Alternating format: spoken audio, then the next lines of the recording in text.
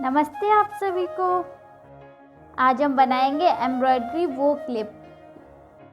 Embroidery में हम sunflower को बनाएंगे। मैंने वो क्लिप और भी प्रकार की बनाई है। यदि आपको उन वीडियोस को देखना हो तो उन वीडियोस की लिंक मैंने डिस्क्रिप्शन में दी है। और आपको अगर इसमें कोई भी स्टेप ना समझ में आए तो आप लोग कमेंट्स करके भी पूछ सकते हैं। तो चलिए हम शुरू करते हैं अपनी कृष्ण स्मृति बुक को। मेरी पिछली वीडियो जिसमें हमने लड्डू गोपाल जी के लिए सिंहासन बनाया था, उसमें मैंने एक प्रश्न पढ़ा था और कहा था इस प्रश्न का उत्तर हम अपनी अगली वीडियो में जानेंगे। तो चलिए वही शुरू करते हैं।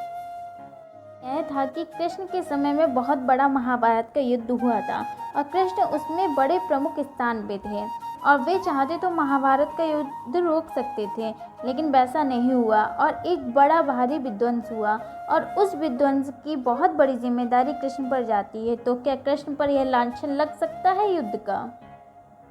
ओशो यहाँ पर बताते हैं, युद्ध और शांति के संबंध में भी बात वही है। फिर हम चाहते हैं कि शांति ही बचे, संघर्ष ना बचे। फिर हम चुनाव शुरू कर देते हैं। जगत जो है वह द्वंद्वों का सम्मिलन है और जगत जो है वह विरोधी स्वरों का समवेत संगीत है। जगत एकसुरा नहीं हो सकता है। मैंने सुना है कि एक आदमी कोई वाद्य यंत्र बजाता है और वह तार एक ही जगह पर उंगली रखकर घंटों उसी जगह को रगड़ता रहता है। उसके घर के लोग तो परेशान हो ही गए थे, उसके आस पड़ोस के लोग भी परेशान हो गए थे और अनेक लोगों ने उससे प्रार्थना की कि हमने बहुत वाद्य यंत्र बजाने वाले देखे हैं, लेकिन सभी का हाथ सरकता है, सभी के भिन्न स्वर निकलते हैं। तुमने यह क्या राग ले रखा है? तो उस आदमी ने कहा कि वे अभी ठीक स्थान खोज रहे हैं। मैंने ठीक स्थान पा लिया है, तो मैं अपने ठीक स्थान पर रुका हुआ हूँ। मुझे अब कोई खोज की ज़रूरत नहीं है। तो हमारा मन कर सकता है कि हम एक ही स्वर चुन लें जीवन का, लेकिन एक ही स्वर सिर्फ मृत्यु में ही हो सकता है। जीवन विरोधी स्वरों पर ही खड़ा होगा। तुमने अगर कभी किसी मकान के दरवाजे पर आर्च देखा हो बना हुआ, तो उसमें विरोधी ईंटें दोनों तरफ से लगाकर हम मकान के द्वार पर अड़ा देते हैं। विरोधी ईंटें एक दूसरे के विरोध में खड़े होने की वजह से भवन के कुछ बड़े वजन को उठा लेती हैं। कोई सोच सकता है कि ईंटें एक ही दिशा में लगा दी जाए, फिर भवन गिरेगा या फिर भवन फिर बनेगा? जीवन की सारी व्यवस्था विरोधी स्वरों के तनाव पर है। युद्ध भी उस तनाव का हिस्सा है और युद्ध ने नुकसान ही पहुंचाया है। ऐसा जो लोग सोचते हैं वे गलत सोचते हैं, वे अधूरा देखते हैं। अगर हम मनुष्यता के विकास को समझने चलें तो हमें पता चलेगा मनुष्यता के विकास का अधिकतम हिस्सा युद्धों के माध्यम से हुआ है।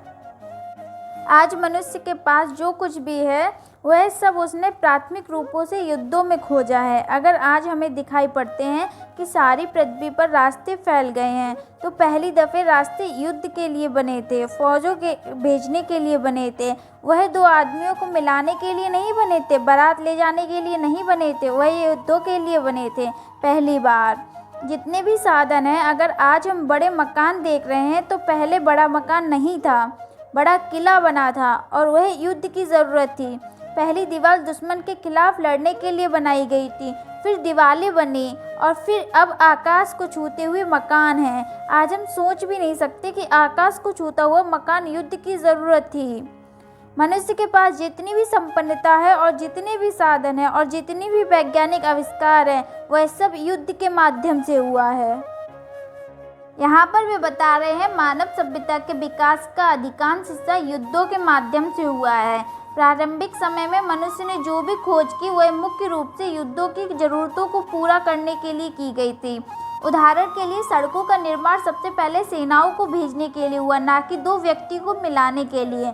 बड़े मकानों का निर्माण भी पहले किलों के रूप में हुआ, जो युद्ध के समय सुरक्षा के लिए आवश्यक थे। दीवारों का निर्माण भी शत्रुओं से रक्षा करने के लिए किया गया। समय के साथ ये सभी साधन और निर्माण के तरीके विकसित हुए और आज की आधुनिक दुनिया में इनका इस्तेमाल अलग अलग उद्देश्यों के लिए किया जाता है, लेकिन मूल रूप से ये आविष्कार और साधन युद्धों की आवश्यकताओं से प्रेरित थे। आज की संपन्नता, वैज्ञानिक उपलब्धियों और संसाधन भी किसी न किसी रूप से युद्धों के कारण ही संभव हुए हैं। असल में युद्ध ऐसे तनाव की स्थिति पैदा कर देता है, ऐसी चुनौतियों की हमारे भीतर जो सोई सकती हैं उन सबको जागकर सक्रिय होना पड़ता है। शांति के क्षण में हम आलस्य में हो सकते हैं, तमस में हो सकते हैं। युद्ध हमारे राजस को हारता है। हमारे भीतर सोई ही शक्तियों को चुनौती के मौके पर उठना ही पड़ता है। इसलिए युद्ध के क्षण में हम साधारण नहीं रह जाते हैं, हम असाधारण हो जाते हैं और मनुष्य का मस्तिष्क अपनी पूरी शक्ति से काम करने लगता है और युद्ध में एक छलांग लग जाती है मनुष्य की प्रतिभा की, जो कि शांति के कालों में, वर्षों में, सैकड़ों वर्षों में नहीं लग पाती है। अनेक लोगों का ऐसा ख्याल है कि अगर कृष्ण ने महाभारत का युद्ध रोका होता तो भारत बहुत संपन्न होता और भारत ने बड़े विकास के शिखर छुए लिए होते। बात इससे बिल्कुल उल्टी है। अगर कृष्ण जैसे 10-5 लोग और भारत के इतिहास में हमें मिले होते और हमने एक महाभारत नहीं 10-5 महाभारत लड़े होते तो हम विकास के शिखरों पर होते। महाभारत को हुए अंदाजन 5000 से ज़्यादा वर्ष हुए होंगे। 5000 वर्षों में फिर भी हमने कोई बड़ा युद्ध नहीं किया। बाकी हमारी लड़ाइयाँ बहुत दिवालिया और बैंकरप्ट हैं। बाकी हमारी लड़ाइयों की बड़ी कोई कीमत नहीं है। ये छोटे मोटे झगड़े हैं, उनको युद्ध कहना ठीक भी नहीं है। 5000 वर्षों से हमने कोई बड़ा युद्ध नहीं लड़ा। अगर युद्ध की वजह से हानि होती है और विध्वंस होता है तो हमें तो पृथ्वी पर सबसे ज़्यादा संपन्न और विकासमान होना चाहिए था।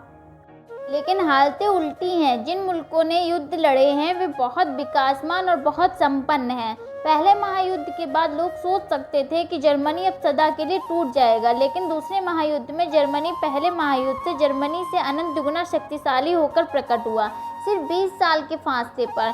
कोई सोच भी नहीं सकता था कि पहले महायुद्ध के बाद दूसरा महायुद्ध जर्मनी कर सकेगा, 2-4 साल तक भी कर सकेगा, इसकी भी संभावना नहीं थी। लेकिन 20 साल में जर्मनी अनंत गुना शक्तिशाली होकर बाहर आ गया।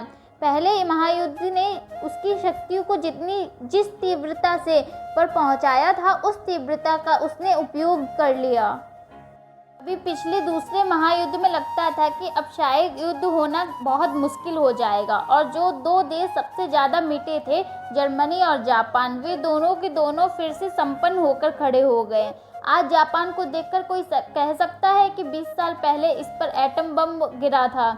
आज जापान को देखकर कोई नहीं कह सकता। हिंदुस्तान को देखकर जरूर हम कह सकते हैं कि यहाँ पर एटम बम गिरते ही रहे होंगे। हमारी दुर्दशा को देखकर लगता है कि जैसे यहाँ पे युद्ध होता ही रहा होगा।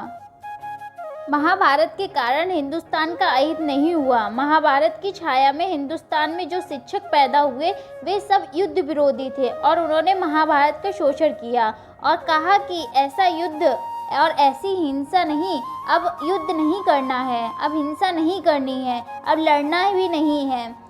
महाभारत के पीछे कृष्ण की क्षमता के व्यक्तियों की श्रृंखला नहीं हम पैदा कर पाएंगे। अन्यथा महाभारत में जिस ऊंचाई को हमारे देश की चेतना की लहर ने छुआ था, हम हर बार उससे ज़्यादा ऊंचाई की लहर को छू सकते हैं और शायद आज हम पृथ्वी पर सबसे ज़्यादा संपन्न और सबसे ज़्यादा विकसित समाज होते।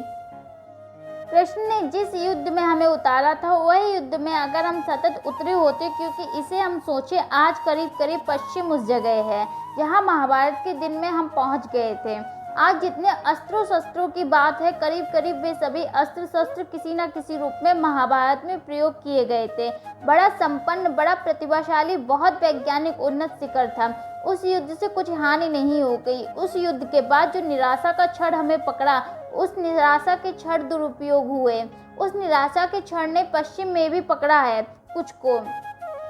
पश्चिम भी भयभीत हो गया है और पश्चिम का अगर पतन होगा तो वह पश्चिम में जो शांतिवादी हैं उसकी वजह से होगा। अगर पश्चिम ने शांतिवाद की बात मान ली तो पश्चिम पतित हो जाएगा, वह वहीं पहुंच जाएगा जहां महाभारत के बाद हम पहुंचे। तो कृष्ण असल में युद्धखोर या युद्धवादी नहीं है, लेकिन युद्ध से भयभीत और युद्ध से भागे हुए पलायनवादी भी नहीं है। कृष्ण कहते हैं युद्ध ना हो तो ठीक, लेकिन युद्ध होना ही है तो भागना ठीक नहीं है। और अगर युद्ध होना ही हो तो ऐसा क्षण आ जाए कि मनुष्य के मंगल के लिए और मनुष्य के हित के लिए युद्ध अनिवार्य हो जाए, तो इस अनिवार्य युद्ध को फिर आनंद से स्वीकार करना चाहिए। फिर इसे बोझ की तरह ढोना भी ठीक नहीं है। तो कृष्ण लड़ने को भी आनंद बनाने को कहते हैं। दूसरे को दुख पहुंचाने का सवाल नहीं है, लेकिन जिंदगी में चुनाव सदा अनुपात में है। शुभ फलित होगा या अशुभ, जरूरी नहीं कि युद्ध से अशुभ ही फलित हो। कभी ना युद्ध करने से अशुभ फलित हो सकता है।